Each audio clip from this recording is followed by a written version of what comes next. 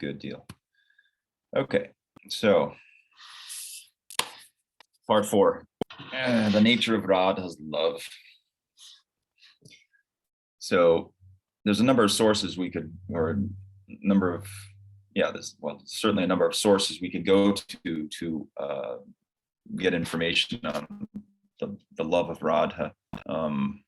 It's spoken about in a general way in the Bhagavatam in terms of the bhavs and whatnot, and without singling Radha out in particular. And then, of course, the Goswamis in their establishing of the Sampradaya and their literatures and their comments on the Bhagavatam and whatnot, and Rupa Goswami, of course, in Ujjvala Nilamani, which we've been quoting extensively from in this series, talks about the nature of Radha's love and all the technical details and whatnot. And then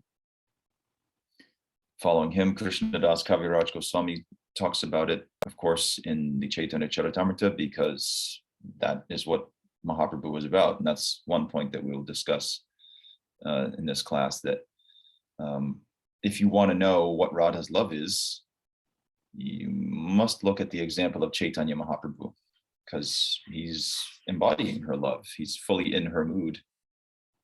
And so if you want to know what she's about, you look at what he's about, and that will, you know, everything you need to know, which is why books like the Shikshastakam that Guru Maharaj wrote a commentary on are so useful to us, because you'll find in the Shikshastakam in particular, the last 2 verses 7 and 8, the description of Radha's love. It's, in other words, Mahaprabhu has, at that point in the Shikshastakam, Chaitanya Mahaprabhu has succeeded in tasting her love, and he's fully embodying that mood. And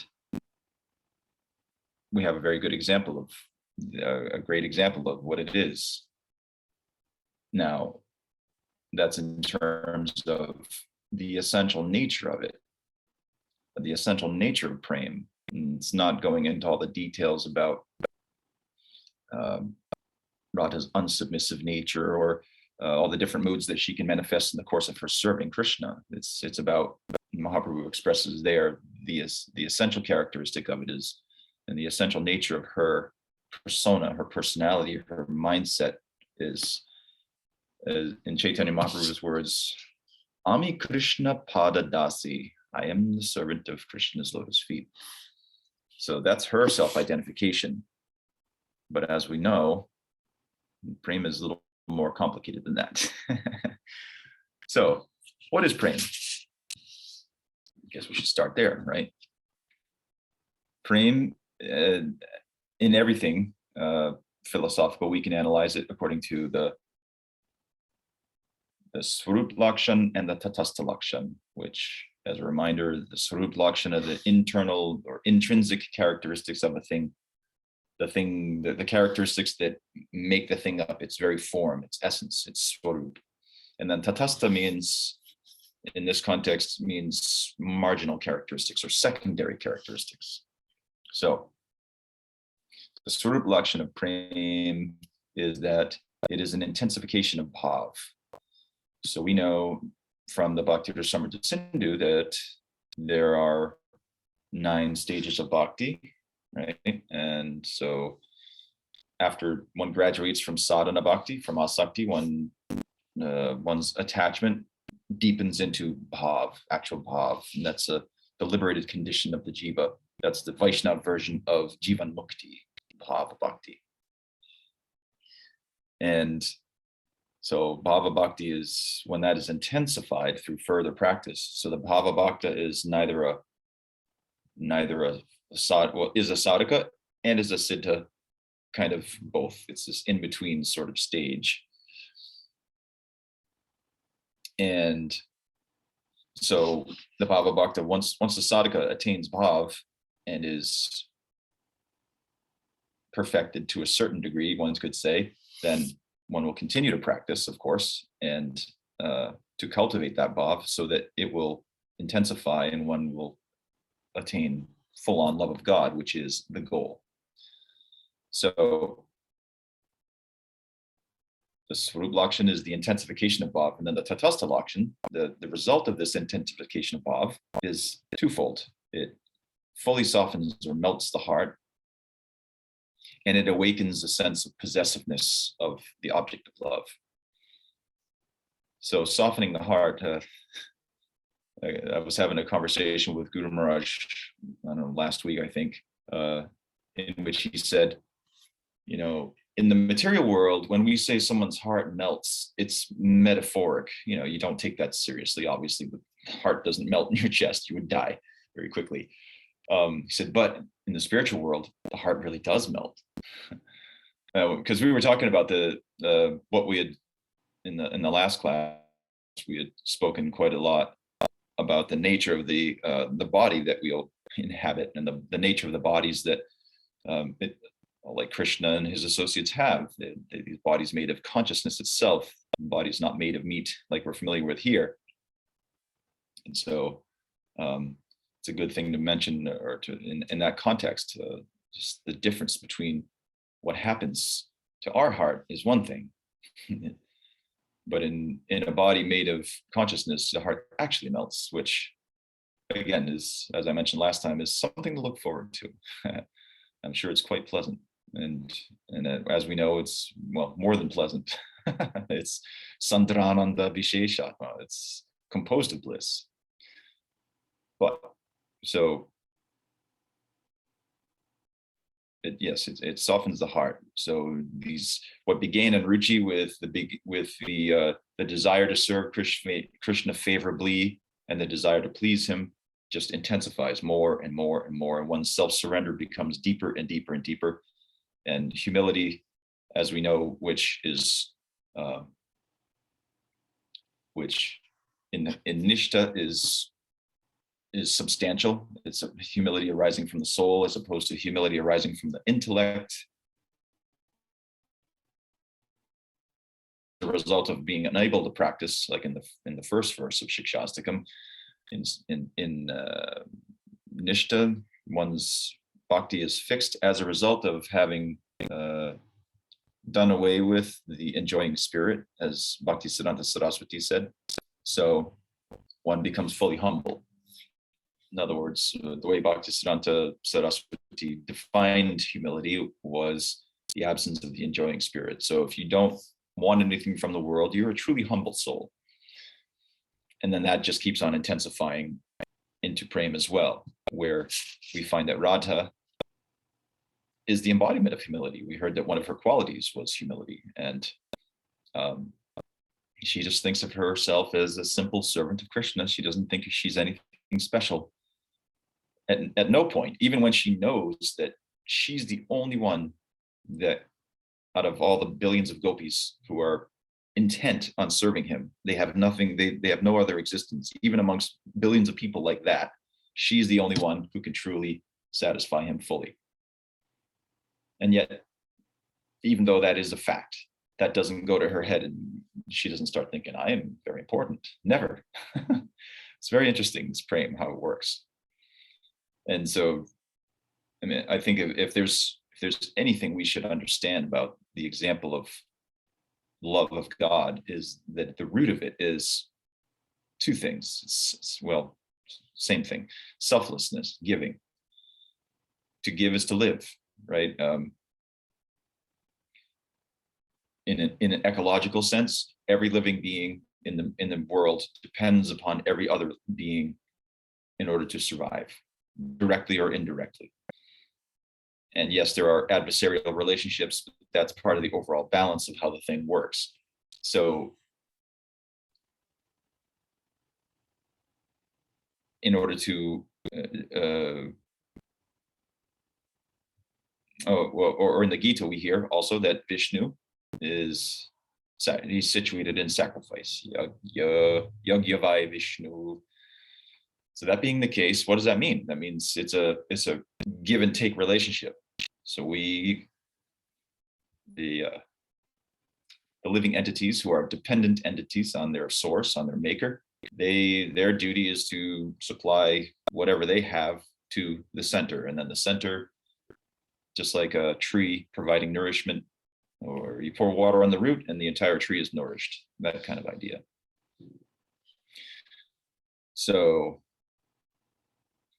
softens the heart and awakens mamata. Mamata is minus, which we'll go into a bit more, and what that minus, what it looks like.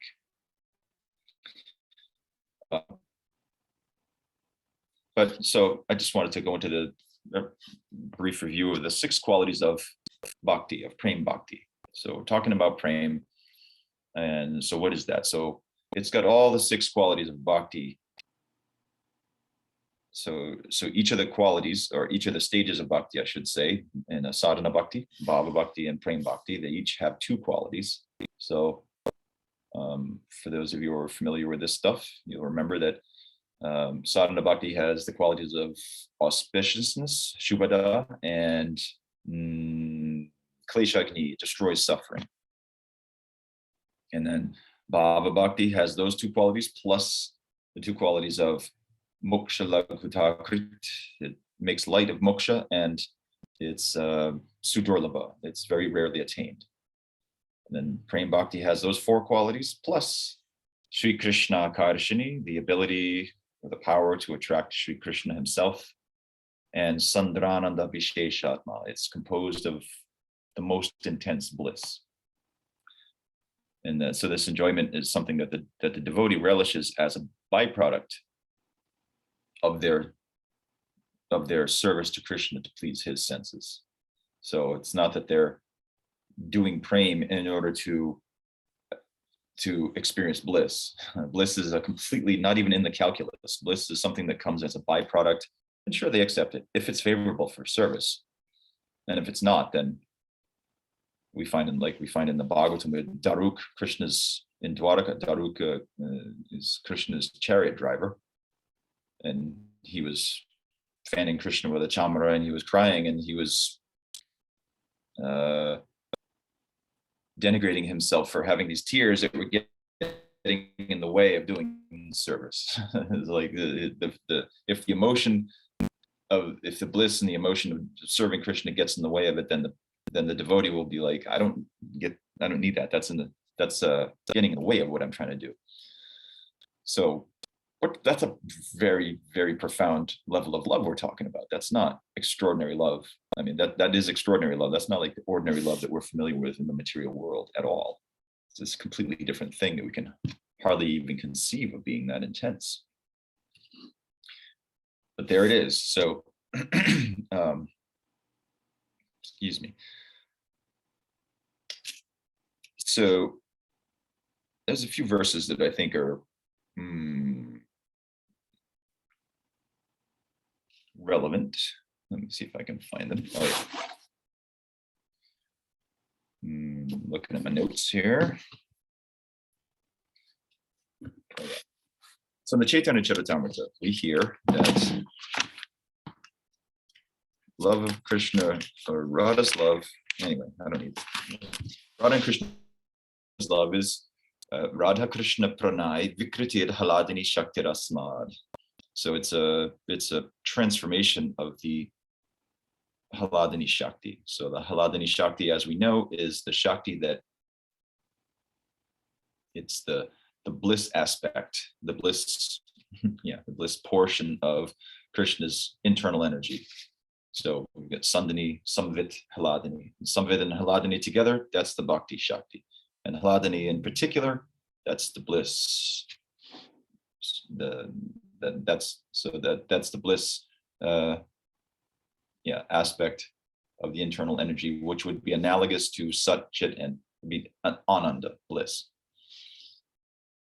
So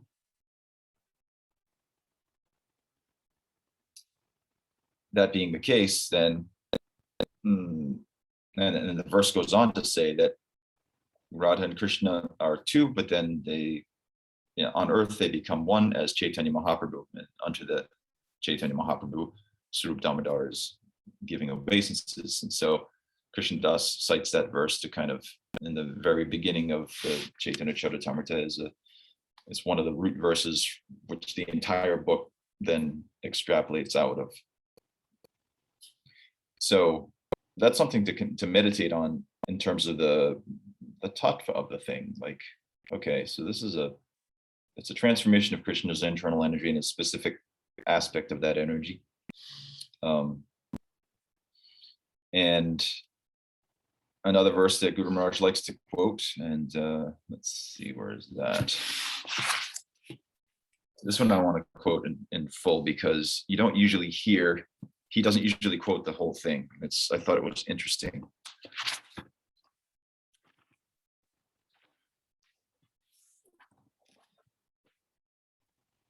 So this is in Madhya Lila, chapter 2. And Krishna Das says, E mata dine dine, Sarup Ramananda Sane, Nija Bhava Korina Vidita. Baye Visha Jvala Hoy, Bhitare Anandamoy, Krishna Premar Adbhuta Charita. So that second two lines is the ones that Guru Maharaj quotes often. In this way, Lord Chaitanya used to revel in ecstasy day after day and exhibit these ecstasies before Swarup and Ramananda Roy. Externally, there appeared severe tribulation, Visha, Bahi Jusha. Externally, it's like poison. But internally, he was experiencing bliss. This is characteristic of transcendental love of Krishna. So we find this, of course, exemplified in the separation that Chaitanya Mahaprabhu, and we're going to talk quite a bit about separation. It's going to run throughout this entire theme because you cannot, it is one of the principal forms of love of God. There's love in separation and love in union. And so in separation on the outside, it looks very, very unpleasant to the point where Mahaprabhu's separation was, of course, extreme. And he was exhibiting these transformations on his body that were very difficult to relate to. Blood oozing from his pores, and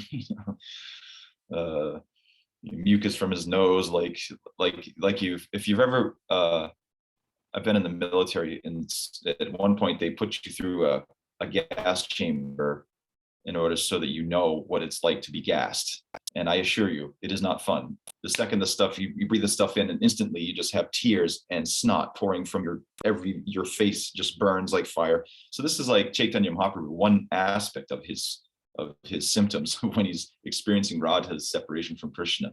He's just got these pouring tears, and mucus is running from his nose, and the extreme case, blood. I mean, that would be pretty scary if you saw somebody that was exhibiting these kinds of symptoms on their body.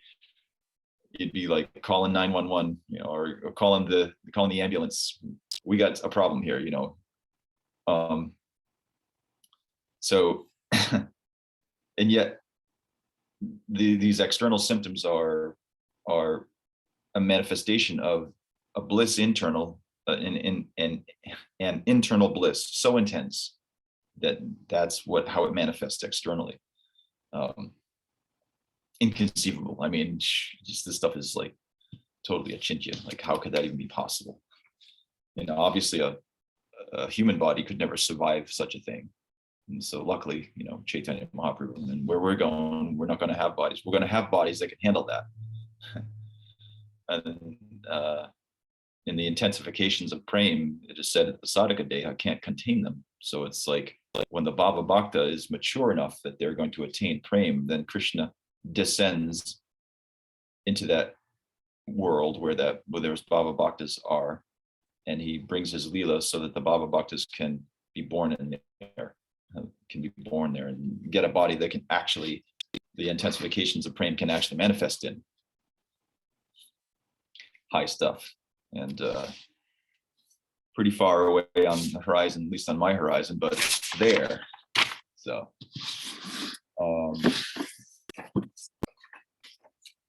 and still speaking in a bit of a general way,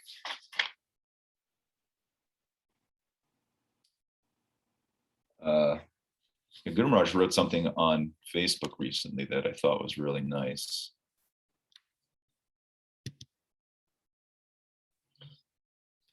He says, Sri Radha's perspective, quote, "Those who say, 'I love you,' know nothing about love, for in love there is no other. The mystery of interpenetrating identity and difference, better known as love, much spoken of, but seldom understood. And then someone had asked him, can you explain? And he said, it comes to this, Rasa Raj Mahabhav Dui Ek Rup, which is, I've quoted that in the verse of Swarup Damodar Goswami. That's one of the lines. Rasa Raj Mahabhav. Well, this is Kaviraj Goswami's Bengali rendition of that Sanskrit. And then another devotee, Sri Radha, posted something nice in regard to that. He said, in the stage of pranay, the ashray, or the object of Madhurarati, the mistress, so he's talking about Radha, obviously, perceives no distinction between her body, mind, intelligence, heart, and life of those of her beloved Sri Krishna. This is from Bon Maharaj, Introduction to Bhakti Rasamrita Sindhu. So that's a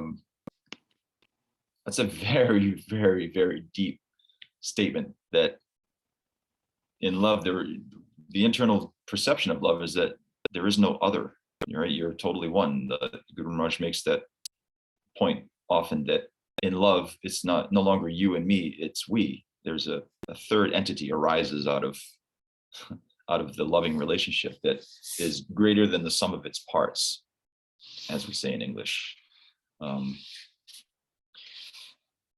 So that's a great mystery. And in fact, the whole idea of love of God, as particularly love of Krishna, is of course that the love, as we find in the Rasa Leela, the love is greater.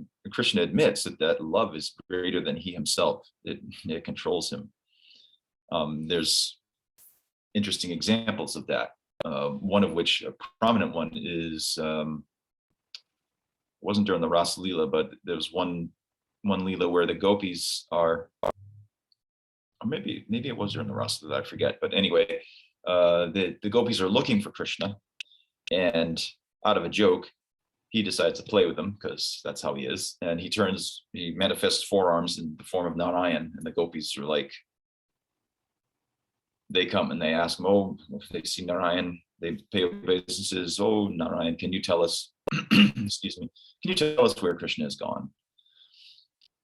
So even though they're in contact with a majestic form of divinity, it doesn't, excuse me, it doesn't affect their love for Krishna in the least.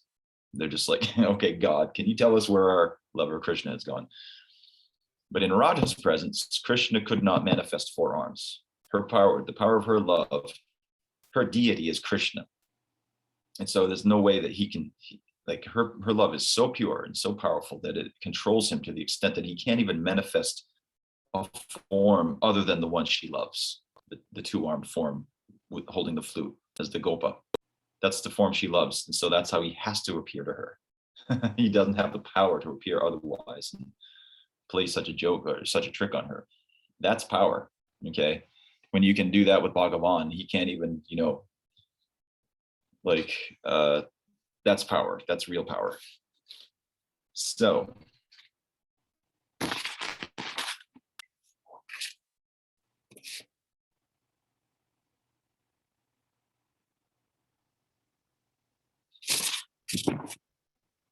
on the technical side of stuff a little bit, we're going to get into a little bit of, well, actually, no, we're not quite there yet. Sorry. So Vraj Prem, this mamata, Krishna is mine, or the object of love, you are mine. That runs throughout Vraj Bhakti.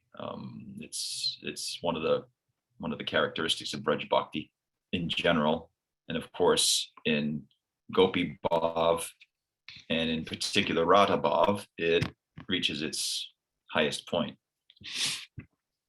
But there's a really nice verse in the Bhagavatam, in the Gopi Gita,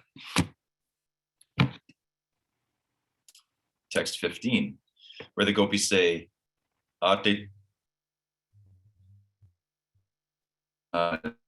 see if I remember. Atati yat bhavam ahnikananam truti yugayate tvam apashyatam Kutila kuntalang Shri Mukang Chate Jada Udikshatang Pakshma Kridrasham. When you go off to the forest during the day, a tiny fraction, truti, of a tiny fraction of a second, and Vishwanath comments, 1/1700th, 1/1700th of a second. That's a truti. That becomes like a millennium for us because we cannot see you. And even when we can eagerly look upon your beautiful face, so lovely with its adornment of curly locks, our pleasure is hindered by our eyelids, which were fashioned by the foolish creator. So just see the position of these, the spiritual power, the position, the existential position of these village girls who can basically step on the head of the creator, Brahma, with a statement like that. Because they love Krishna so much that they cannot tolerate the blinking of their eyes. I mean,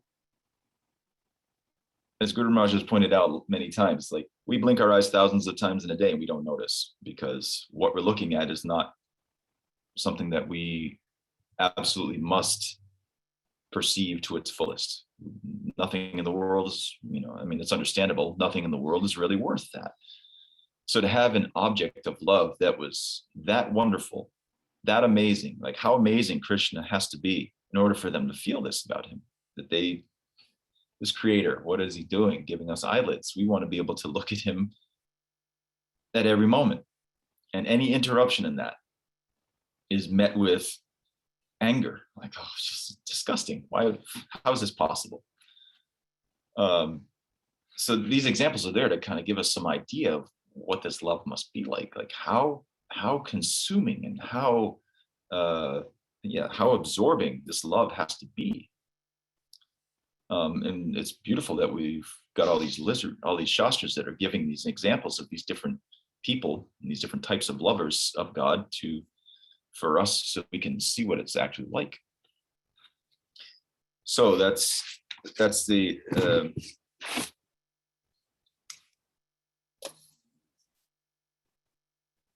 going back to that theme of selflessness that this love is about. Guru Maharaj has a really nice section in his Shikshastakam where he says, Radha's delight in Krishna's embrace is derived solely from the pleasure he draws from it. So Radha's delight in Krishna's embrace is not for her own pleasure. She does not care about that. She derives pleasure from it because he derives pleasure from it. And that's the nature of love. If any of you have ever been in love, the desire is, I only want to make my significant other happy somehow. I want to please them in some way. And the more and this is the magic of love, is that the more we get into that mindset, then the other person, of course, receives that and reciprocates with that, and then they want to do the same for us. And it's like this back and forth kind of movement. So Krishna, of course, being the center to which all this is directed, he does reciprocate, though. I mean, so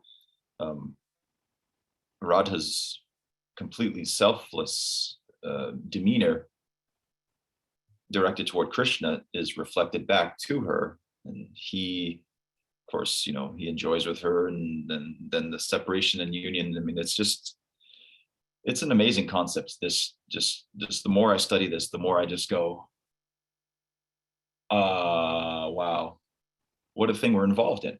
It just the more it strikes me, the more I read about this, the more I understand about this, the more I contemplate this, the less I understand, and the more I want it, because it's just such a wonderful thing, like we're describing, which is why we're having conversations like this. But anyway,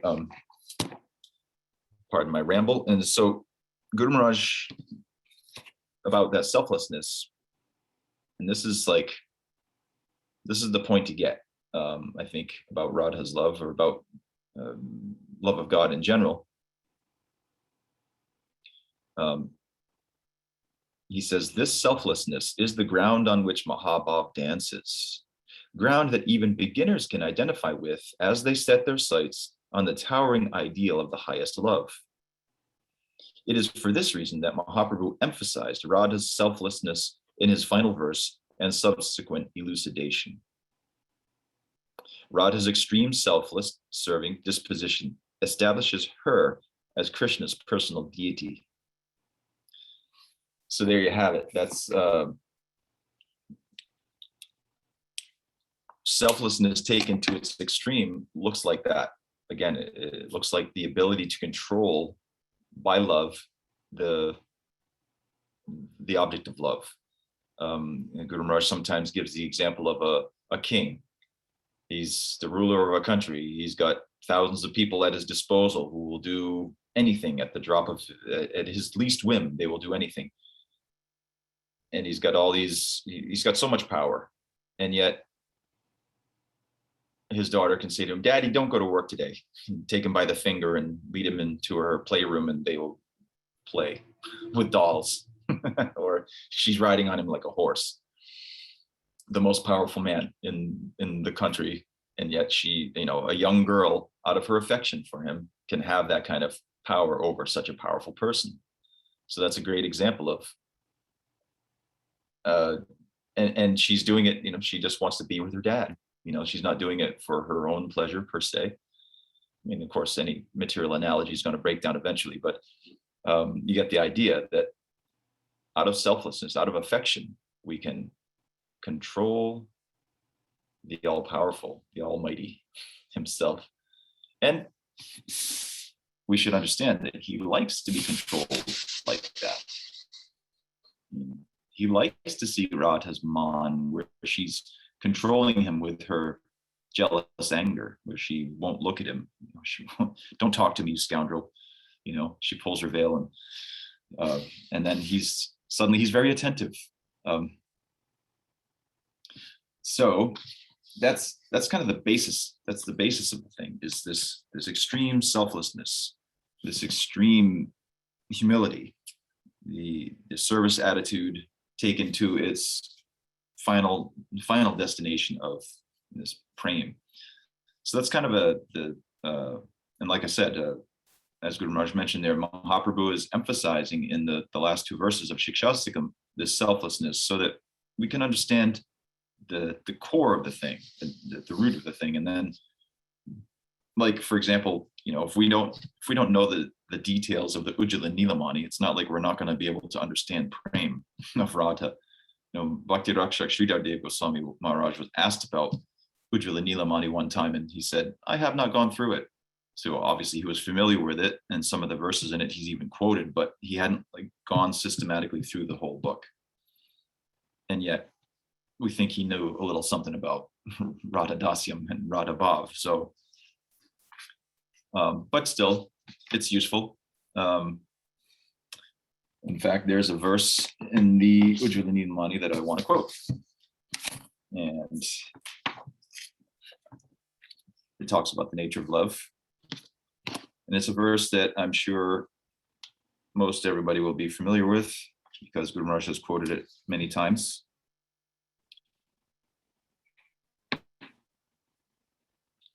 Where is it?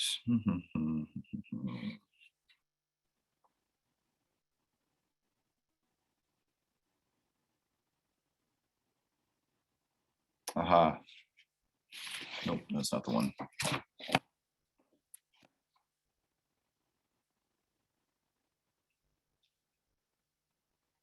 Aha.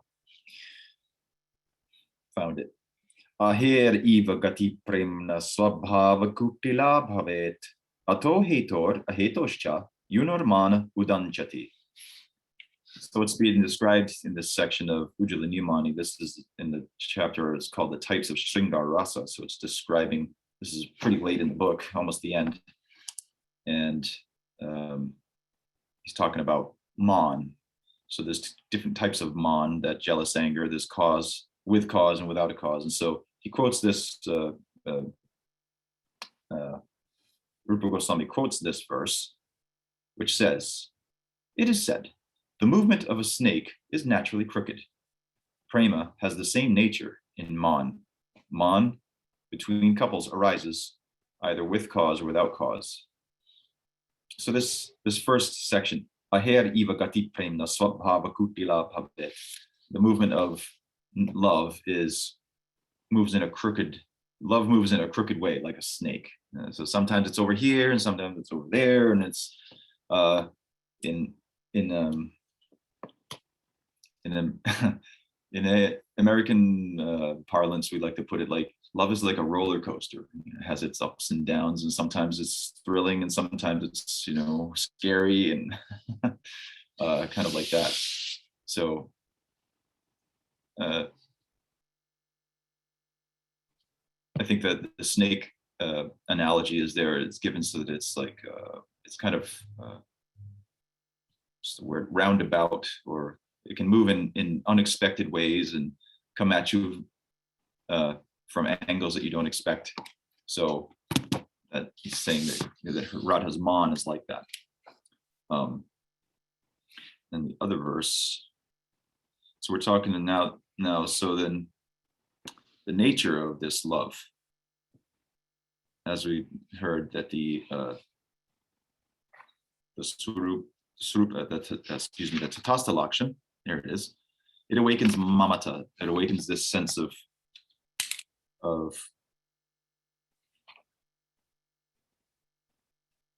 a sense of possessiveness. So in the sadhana, in the stage of sadhana, where we're saying to Krishna, I am yours. Tavaya vasmi, I am yours, I'm yours. I am your servant, and I'm your das, your Amitomar Nitya Das, I am your eternal servant. And when that attitude is fully manifest within the heart, then that's nishta, right? But then, of course, we go on from there to the point where it's like when you're in love with someone to a very strong degree, it's like not only you give yourself to them, but that then you possess the other. They are yours. Like, I am yours and you are mine. So this mamata is very, very in Prem Bhakti and Radha's Bhav, it's very, very powerful. Krishna, all the gopis think Krishna is mine in general, and of course Radha thinks this, even while she thinks that, as I mentioned earlier in Mahaprabhu's words, that I'm just Krishna's lotus, it's just the servant of Krishna's lotus feet. Nah, but at the same time, he's mine. And this technically, this is called madhu sneha. So sneha means very, very intense affection, and so madhu sneha is sneha. Rupa Goswami says, sneha is called madhu when the lover thinks you are mine. This sneha is called madhu, sweet, because it is similar to honey, and that is naturally sweet, that possesses various bhavs. It intoxicates with bliss, and it causes heating. So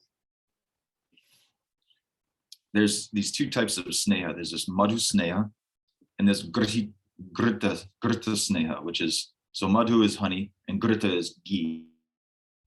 So there's different types of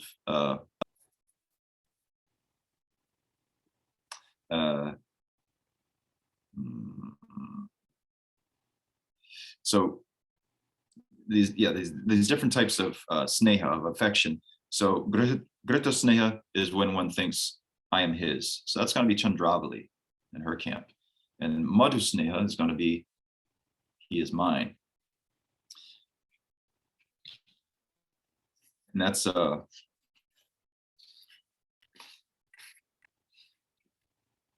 this is where actually, so we're starting to get into a bit more of the specifics of Radha's love and how it plays out in the Leela. But there was one more point that I forgot to mention that I wanted to go into a little bit, was, so the Gopi Bhav in general is given the name Samartha Rati, which means competent love. And so competent to what? Competent to control Krishna. So again, we get back to that. This love is so powerful. It makes these devotees able to control Krishna with their love. So I mean, all these examples that I'm giving, they're just like, what are we talking about? This is a very extraordinary thing we're talking about here. To put it in very, very mild terms. I mean, so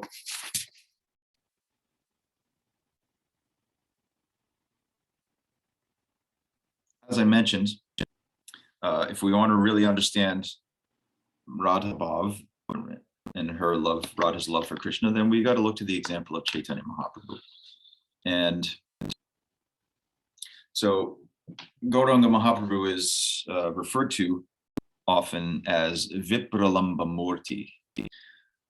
So that means that he's the very form of separation. So as we know, in the final just over a decade, 14 years or whatever it was, when Mahaprabhu was living in Puri at the Gambhira, and he had retired from public life. He was no longer preaching. He was no longer making devotees or any of that. He was living, Sri Advaita Prabhu had told him, rice is no longer needed in the marketplace. And so Mahaprabhu understood that from that Mahavishnu had given him permission. He had fulfilled the Yuga Dharma of promulgating Nam Sankirtan. And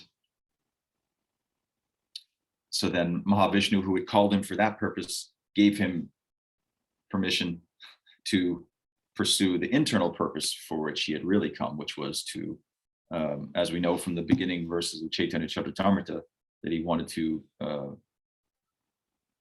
to experience the depths of Radha's love, which he saw during the Rasa Leela, and he could not fathom. So we know the story of how when Krishna left the Gopis and then was with Radha, and then he eventually leaves her, and then the Gopis go searching throughout the forest for him, and then they decide, well, we're just pushing him further into the darkness. We don't want to do that. So let's just go to the bank of the Jamuna and do kirtan. That's all we can do. So at that point, they're not in the mood of controlling Krishna. They're in a mood of submission. All we can do is do kirtan. Okay, so they do that. And then, so they're in the state of vipralamba. They're in the state of separation. And then they do kirtan. And out of that, he appears. So that's the basic idea of vipralamba, or at least in terms of, for a sadhaka, from the sadhaka's perspective, the ocean of, in this case, Madhurya Rasa, will be entered into at the low tide of vipralamba. So there's the high tide of union and the low tide of separation. And so when it's high tide, the waves can be big, and they can be it can be difficult to enter into the ocean at high tide. So it's easier to go in at low tide. So, and that's the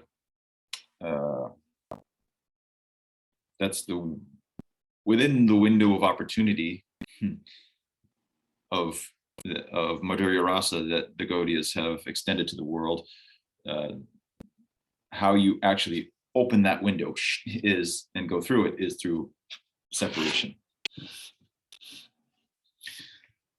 So in the Shikshastakam, we know that the last two verses, of course, are talking about Prem Bhakti, the stage of Prem Bhakti in general. And there's two verses because it's the first verse, verse 7, is talking about Vipralambha, Yugaite Nimeshena, and then 8, Sambhoga, where Mahaprabhu he's expressing these two aspects of prem, these two basic manifestations of it that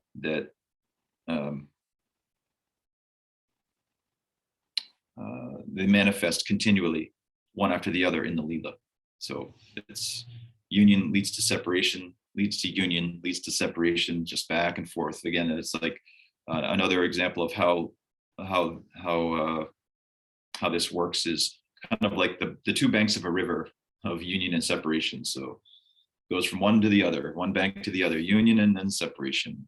And just the river of love flows on like that.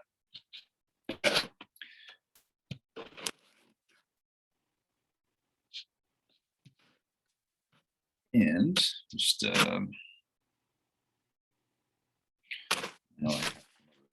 fun little tidbits. Where are they?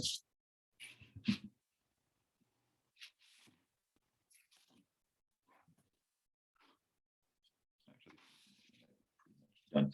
So Radha's love, of course, as is all divine love, is based on selflessness, right? Surrender. So that's why naturally, and this is, as Guru Maharaj mentioned in that quote that that section of his commentary that I read, that I cited, was that selflessness is consistently emphasized by the acharyas as the root of this entire thing, right? The giving, the spirit of giving, rather than the spirit of taking, which is the material disposition. So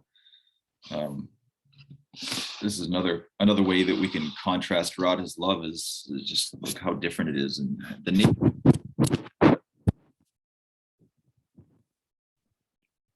If the spiritual world is in some ways similar to, but the opposite of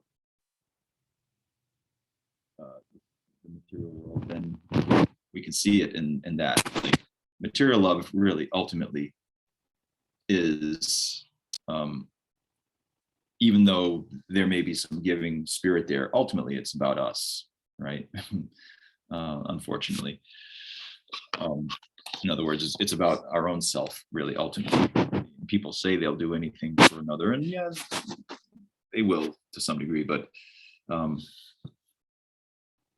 Radha and the Gopis, they consider Krishna to be more dear to them than their own lives by millions of times, and he feels the same about them and about all of his devotees. So that's not normal, or I should say it's normal for the spiritual world. It's not normal for here. We don't know what that's like. So that extreme self-giving then turns around into you're mine. I give myself to the object of love to such a degree that the object of love becomes possessed by me. That's it's a great mystery, and something, of course, that, again, intellect can't make any sense of it, but the heart can. We know there's a way of knowing that arises from our emotional being, spiritually, let's say spiritually informed, spiritually enlightened. Emotionality is a way of knowing. The heart knows things that the head can never know. And this is what we're pursuing, and yet it comes out in all these. The Goswamis have done this amazing thing of giving, especially Rupa Goswami has done this amazing thing of putting all of this giving a framework, taking from the secular Rasa Shastra and giving a framework of how all these things play out in the spiritual world, all these different bhavas, and so much detail, that just to give us some sort of idea of what this plane of consciousness is like. And of course, drawing on and giving examples from our own material experience, so that we can have some sort of picture in our head that, it's kind of like this, it's kind of like that. So we can understand possessiveness. I think everybody's pretty familiar with that. And, I think most people are pretty familiar with, at least, hopefully anyway, they're familiar with the idea of wanting to give of oneself, right? So everybody's got that experience somewhere. And then we can take these root ideas and imagine what they'd be like if they were magnified by millions of times, what this kind of divine love is like. So that being the root of it, Radha loves Krishna. Her desire to serve him is so intense that she possesses him in every way. And he admits that in the Bhagavatam, Napareham Naravajja Sangyujam. He places his feet at the Gopis, or his head rather, at the Gopis' feet. And he says, there's nothing, your love is its own reward. There's nothing I can give you in repayment of that. That's a pretty extraordinary statement from God himself. I mean, everybody's pursuing God to get something from him, and they don't want anything from him, to the degree that he said, you're purchased by me. Or, I am purchased by you. I'm yours, and so all I can do is, I can't even give myself to you. I've done that, and even that's not enough. It's like your love is its own reward. And that's the idea, coming back to this very unique Gaudiya idea, that love is greater than God. Love is more powerful than its source in some very mystical kind of way. Again, the rational mind can't make any sense of that. How can, he's God, he's all powerful. How can something be more powerful than him? Well, there is, and we're lucky for it, because it is through that love that we can approach the absolute in such a way that we can have an intimate relationship with him. Otherwise, it would all be majesty. It would all be majestic love. It would be, prayers and stutis to Narayan every day, and that would be it. You see him when he walks down the street in parade, maybe with, but you there's only so close you can get. You can't. It's like the Krishna conception of Godhead is like if you're sitting with your friends in the living room with your feet up on the couch and you're relaxing. There's no majesty there. You're just chilling with your friends, and if you have a significant other or whatever, it's like it's intimate and it's equal. There's no, it's totally relaxed atmosphere, home-like atmosphere. It's not like going to some formal dinner party in a tie and a suit, where you've got to behave a certain way and which fork is on which side of the plate and what order to eat and all that. There's all these rules. There's none of that. It's like this plane of reality is, and Radha's love is of a type that intimate beyond imagination. And then that gets us back to the philosophical point of Rasa Raj Mahabhav Dvi Ek Rup. So the two, there's really one being, and they manifest for the sake of love in two. So, obviously, we got to have a relationship for there to be love. Otherwise, it's just in one. If we took only the Advaigyan aspect of divinity, then there's no possibility for love there, because love requires giving and taking.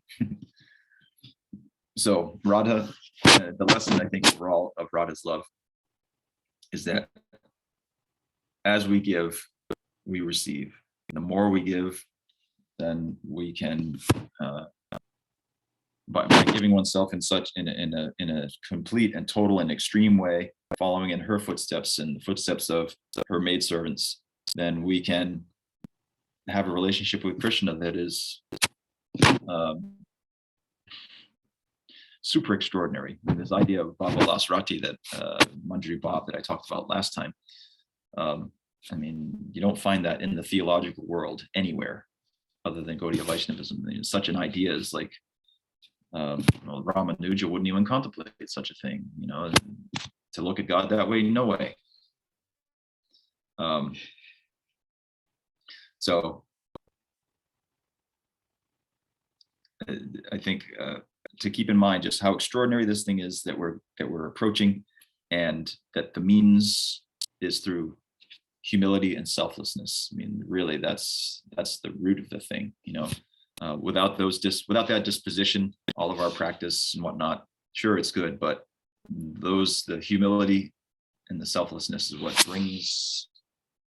brings our approach, our practice to life, gives it real power, and it gives it power to attract. The more, as Sri Maharaj so poetically would say, the more negative we make ourselves, the more attractive we become to the positive pole of the magnet. Krishna is the positive pole. So the more we empty ourselves out, the more we recognize our lack of qualification, lack of, I'm so unqualified, and yet there's something in me that has to have that thing that I've heard about. So though I'm totally unqualified for it, I still want it. And so this being such an extraordinary thing, and Radha being such an extraordinary person, if we approach Krishna saying to him, I want to be Radha's maidservant, or I want to serve you somehow in connection, I want to get her mercy somehow. Oh, really? That gets his attention. He says, okay. And I think I might have quoted last time that we actually attain Krishna. Krishna is attained through the worship of Radha, and vice versa. Radha is attained through the worship of Krishna, but generally speaking, because Radha is the embodiment of mercy, then we generally, it's kind of like any of you who've been around small children know that they will test the boundaries with their mother much more readily than with the father. It's kind of like the father's, even though he may not intend to be, he's just by nature, he can be a bit intimidating for a young child. So Krishna, even though he is Karuna Sindhu, he's an ocean of mercy, still he may not be quite so disposed to be merciful to us in our fallen state. And so, but Radha, she's very soft-hearted. She's his compassion kind of made manifest. And so approaching her is advantageous to us. And even more so, the combined form of them, Chaitanya Mahaprabhu, where he's in a mood of giving this very thing that he's absorbed in. That's kind of what he came for, is to distribute it without discrimination. That's a pretty good deal for us. So, and that's why Sridhar Maharaj would emphasize that we place all of our energy on Gaur, and Dasya to Mahaprabhu results in Madhurya and to Krishna, Madhurya relationship with Krishna, generally speaking, obviously, or Dasya to Mahaprabhu results in Bhava Bhakti of some type, we can say. So anyhow, that's all I had for today. It's 9:32. I guess if anybody has any questions or comments, we can do that. And I have a few extra minutes. I don't know if anyone needs to leave, they can go. Otherwise, I'm willing to stay on and talk about questions if anyone has any.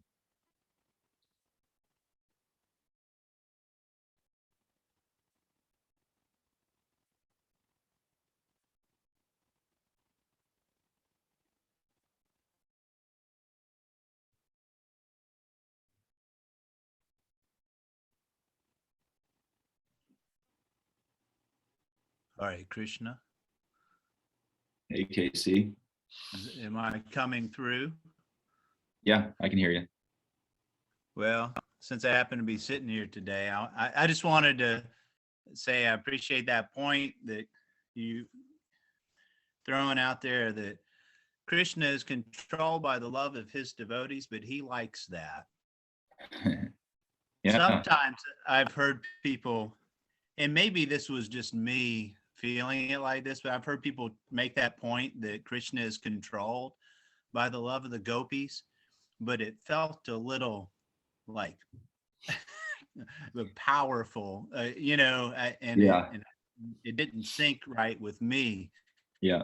But I think that point also goes along with this selflessness that you're talking about, and like the Gopis are happy when they're with Krishna, but their happiness, they only accept happiness because they know it makes him happy.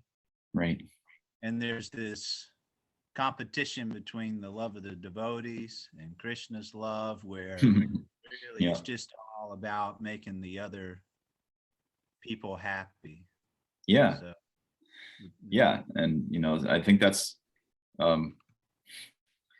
like Prabhupada wanted to run ISKCON on love and trust. So if you love the people that you're living with and you trust them, then all you're trying to do is make them happy, then you'd be living in paradise, right? Because everybody's trying to do that. It's like Guru Maharaj gives that example of how Sri Maharaj described the nature of Vrindavan. It's go to the Howrah train station at noon and you'll see and consider the opposite of that, and that's Vrindavan, right? So like where everybody's trying to get ahead of everybody else. In Vrindavan, everybody's trying to help everybody else in their service to Krishna, right? Everybody in Vrindavan, there's the humility, right, is such that nobody thinks that they're actually serving Krishna. Everybody thinks that everybody else can serve Krishna better than they can. And so they're trying to facilitate each other, right?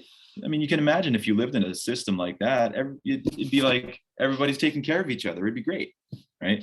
That's why Sri Maharaj called it a welfare state, because you're just taken care of, because all you want to do is serve Krishna. So everybody's going to try and help you to do that.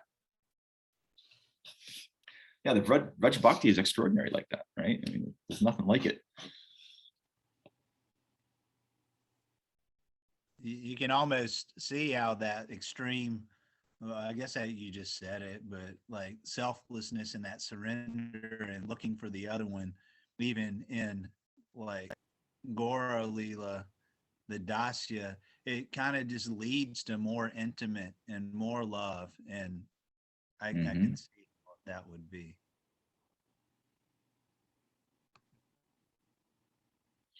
Yep. So, sorry.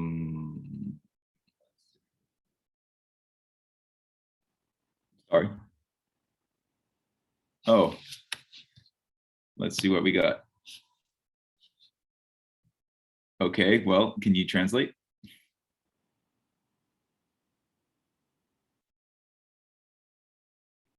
Okay.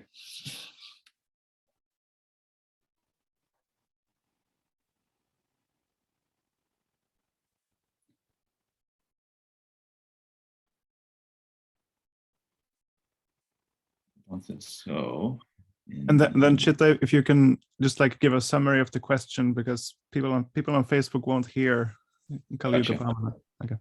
Okay.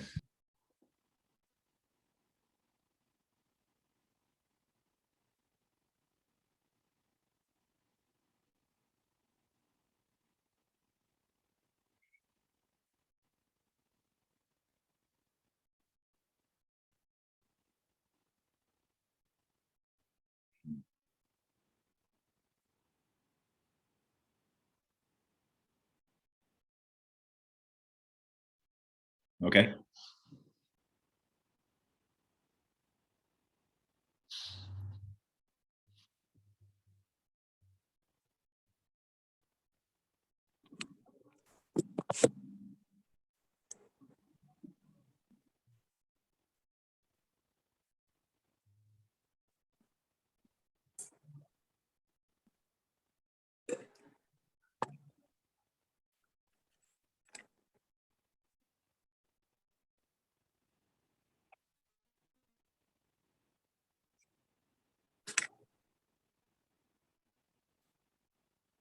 Sampradaya.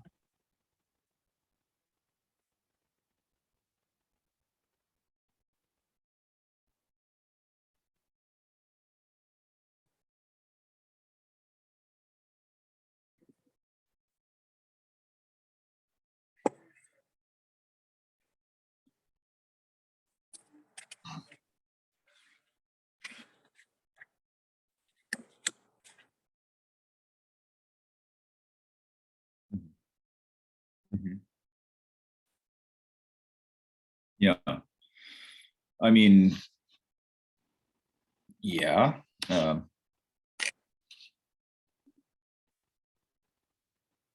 mean, she's in the same way that the holy name is said to be more merciful than the form of God. Radha is said to be more merciful than Krishna. Therefore, again, she's with regard to sadhakas in the world, she's Krishna's compassion made manifest. She's the embodiment of Krishna's compassion, his softer his softer nature, right, personified as a female. So yeah, as I mentioned, she's going to be a bit more, although Krishna's, infinitely merciful, she's more so. So she's going to be slightly more disposed, or she's very, very soft-hearted. She can't tolerate, as we heard in the first class, I think it was, she can't tolerate the suffering of others. The example there was given of in the Leela, she sees a calf with a piece of straw that has pierced its mouth, and the calf is given some pain, and she can't tolerate to see this animal suffer like that. And so with tears in her eyes, she applies turmeric to the wound. So that's an example given by Rupa Goswami in the Ujjvala Nilamani of her compassion within the Leela. And then, of course, because she is one with and different from Bhagavan, she's all knowing like he is. And so for the sadhakas to relate to her, yeah, she's going to be more inclined to be merciful to us when we pray to her than Krishna will be. Krishna's more interested in, interacting with people who are qualified to interact with him. And she's interested in helping people become qualified for that if they want it. So I hope that answers your question.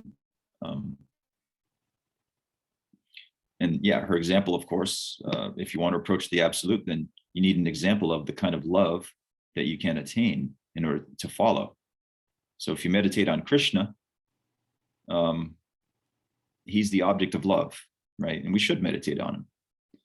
But then if we're pursuing a kind of love, a type of love, and we find an example of that embodied in someone like Radha or one of the other Nityasthitas, then we meditate on that person as the example. That's actually what our goal is. Our goal is love of God. It's not God, right? We're not going to attain Krishna. We're going to attain love of Krishna of a particular type. And therefore, it's Rag Anuga Bhakti. We are following in the wake of the Rag of one of the Ragatmikas, in whom Rag is inborn. So love of Krishna is inborn in Radha. She's the embodiment of it. So if we make our focus, our meditation, as you use the word, if we make her the focus of our meditation, then Shastra states, and the Goswamis have made this point, that we'll attain Krishna easily. Because, think about it from the point of view of a love relationship. So if you were Krishna and someone wanted to be his devotee, but then that person who was approaching him went and surrendered to Radha, who he loves more than his own life, do you think that would get his attention? I think it would. I think it would very effectively. And we find this is why Srila Prabhupada on the Jaladuta, on the way to America, made his prayer in such a way to Krishna that he invoked Radha. He said, Krishna, if you want me to do this thing that my guru has asked, that'll be good for you to give me the power to do that, because my guru is a representative of your beloved Radha. And so by pleasing her, you will be pleased. So it was very, very spiritually astute kind of way Prabhupada framed that prayer. And so Radha controls Krishna. If we meditate on Radha, then we will eventually attain the type of love that also controls Krishna. So, it's not like you can go wrong meditating on Radha, that's for sure. And yeah, I personally, I tend to meditate on Radha more often than Krishna. So I don't think there's anything wrong with it. And, probably even safer than that, though, meditate on Mahaprabhu, because he's both of them.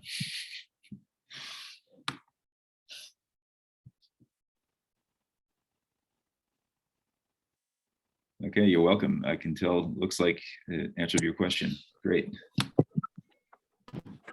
All right, we're gonna get over time, so I don't want to keep everybody too long. Again, thanks for listening and participating. And next week, next Monday, same time, same channel, the last number 5, part 5 of our series.